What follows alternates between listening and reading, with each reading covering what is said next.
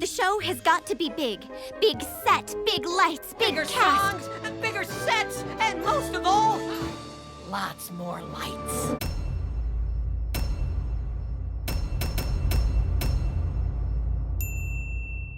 I'm looking for the golden egg. Don't remind me.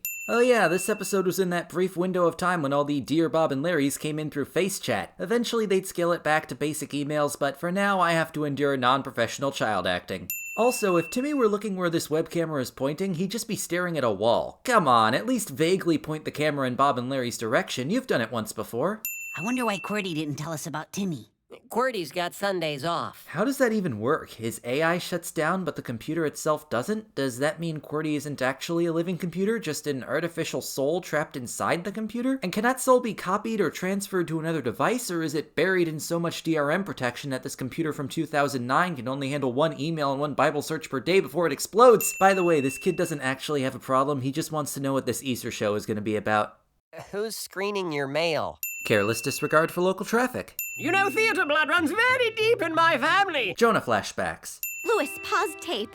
But Pause tape. But we're not even using tape. It's been out of fashion for years. I plan to tear down and build a playground. The children at the homeless shelter could use some place to play. But the theater, I mean, think of all the good it could do. Whereas a playground for homeless children? Immediately painting the protagonist and her goals in a negative light before any of her plans can get off the ground. Thanks for helping me move, Louis. Helping her move? You mean she's living in the theater now? Okay, I guess paying rent is one way to keep the building afloat for a few weeks, but gee, I sure hope living in a semi-abandoned building that's, quote, in need of extensive repair doesn't blow up in your face in the third act. But Easter is only a week away. You better get hopping. The show opens in a week, yet the script isn't finished, none of the actors have been cast, and the guys in charge of technology still need to fix the theater itself, so we are even less prepared than the Princess and the Plumber. she sells peapods at the bean store. Baby trafficking.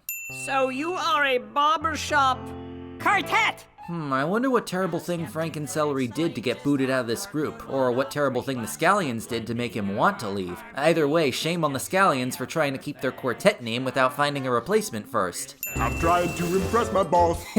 I'm sorry, I'm having a hard time wrapping my head around Mr. Nezer having a boss. Hello, we are the French Bees, where auditions 5 through 9. And you have already failed. Considering basic math was enough to reject these three beautiful voices, you should have known there were more than 4 auditions before yours. We believe that reason is puppies. Abruptly halting the narrative flow of this scene to recycle the Lost Puppies song for literally no reason whatsoever.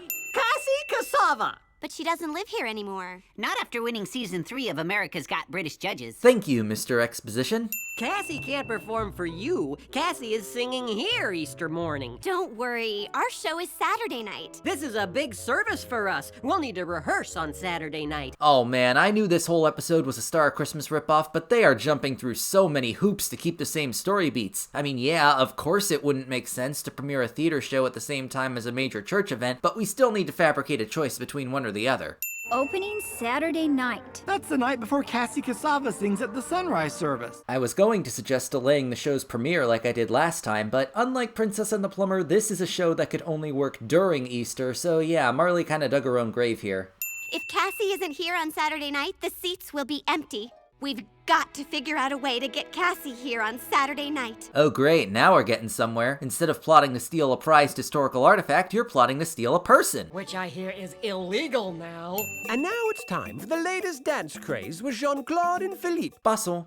Give Cavis some credit, at least he never publicly advertised a star he didn't have yet. Cassie Cassava? Here? Tonight? Wait, tonight? Even if you do get Cassie at this point, you're only giving her a few hours maximum to rehearse? Give Cavis some credit, at least Steffi Pickering had 3 days. Actually, scratch that. You're taking her from the very rehearsal that stopped her from being in the show to begin with, which most likely means that your show has already started. We just need to get her there in time for the finale. Yeah, so not only are you risking the possibility that Cassie will see through your entire sham, let alone fail to memorize her part in 10 minutes tops, but you left your own show without its 3 leading directors for a majority of the program. You had 7 days to figure out this plan, and you waited until the last possible moment to execute it. Give Cavis some credit. At least he got his maniacal plot sorted out at least 29 hours in advance. Who are you again? I'm British! Yeah, and you're not a robot, I've heard. Well, I'll give Marley some credit. Unlike Cavis, she actually got a full house opening night before the theater was destroyed. Furthermore, despite all odds, she hasn't gotten herself into any legal trouble. The church won't press charges for borrowing Cassie, and Prescott was already planning to knock down the theater before this whole thing started, so no harm, no foul. But when I put it like that, it's almost like they wanted this Star of Christmas knockoff to have a lot less teeth than the original.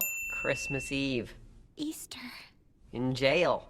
In a homeless shelter.